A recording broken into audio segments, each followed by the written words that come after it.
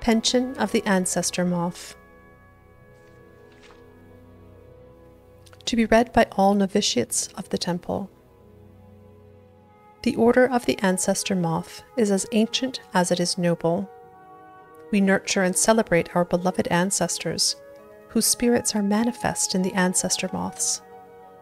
Each moth carries the firon of an ancestor's spirit. Loosely translated as the will to peace, the firon can be sung into the silk produced by the ancestor moths. When the silk is in turn spun into cloth and embroidered with the genealogy of the correct ancestor, clothing of wondrous power can be made.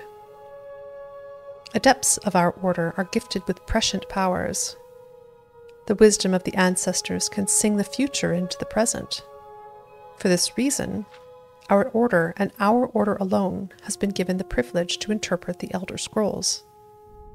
These writings exceed even the gods, both Aedra and Daedra. Such insight into the inner fabric of reality comes at a price. Each reading of the Elder Scrolls is more profound than the last. Each leaves the priest blind for longer and longer periods of time. Finally, the last reading achieves a nearly sublime understanding of that scroll's contents, but the priest is left permanently blinded to the light of this world. No longer can he read the scrolls.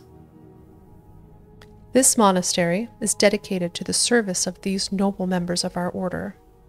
They now live out their lives with the ancestor moths that they so love. Their underground domains are well suited to the moths. They raise and nurture the fragile creatures, singing to them constantly. They harvest the silk and spin it into bolts of cloth. They weave the cloth, embroidering it with the genealogies and histories of the ancestors that spun the silk.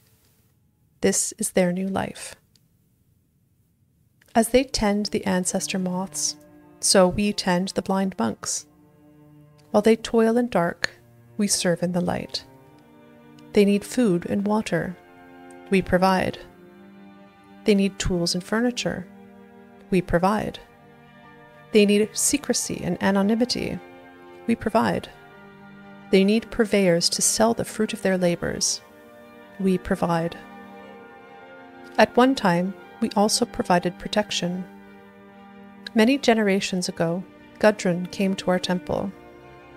Newly blinded by visions of what was to be, she brought with her new teachings. The visions of the ancestors foresaw the need of the monks to defend themselves. They train and practice the teachings of Gudrun constantly.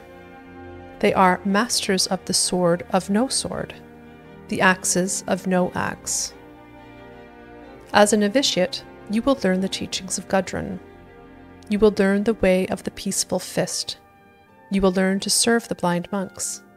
You will learn to provide. In time, you may attain the peace and insight of the ancestor moths.